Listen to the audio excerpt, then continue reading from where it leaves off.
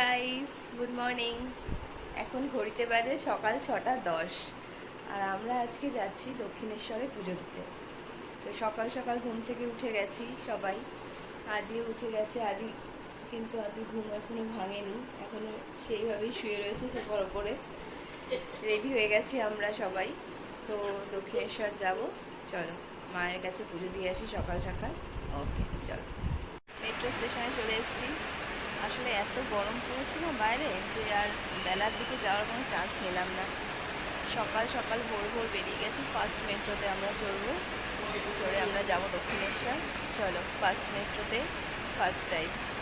এই যে আমাদের ট্রেন এসে গেছে।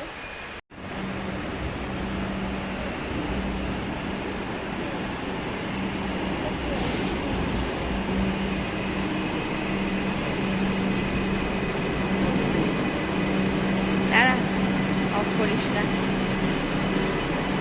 চল তুমি আগে যাও, তোমারটা তুলে নেবো। চলো চলো।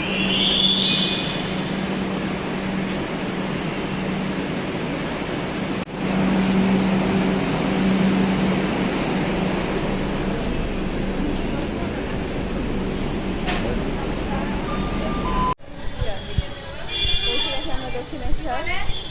মেট্রোতে প্রায় 1 ঘন্টা 10 মিনিট লাগলো আমাদের আসতে। এই নামলাম দক্ষিণেশ্বরে, এবার পুজো দেবো। ঠিক আছে, সকাল সকাল বেশ অনেক লোকজন রয়েছে। আসলে এত গরম তো সবাই সকাল সকালই মনে এসে পুজোটা দিচ্ছি। চলো যাওয়া যাক। এই যে মন্দির চত্বরে ঢুকে পড়েছি আমরা। ওই যে দেখা যাচ্ছে মায়ের মন্দির। ফোন তো অ্যালাউ না ভেতরে, এখান থেকেই দেখে নাও।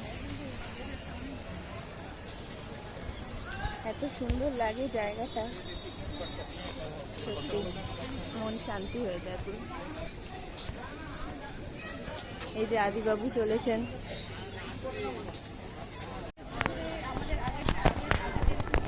গঙ্গায় পৌঁছে গেছি। সেকেন্ড হুগলি ব্রিজটা দেখা যাচ্ছে। আদি আর ওর বাবা চলেছে। চলো আমরাও যাই।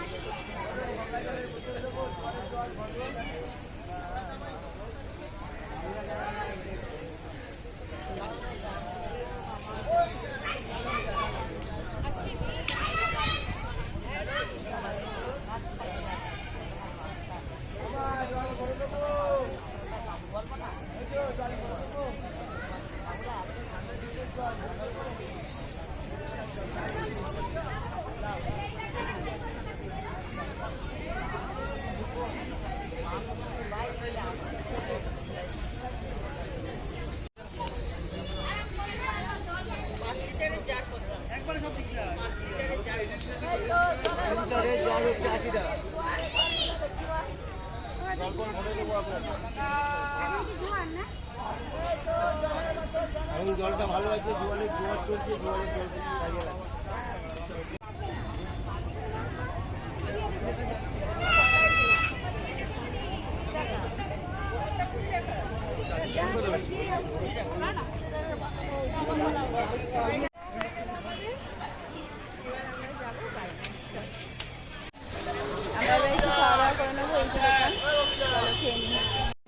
আমাদের খাবার চলে এসছে।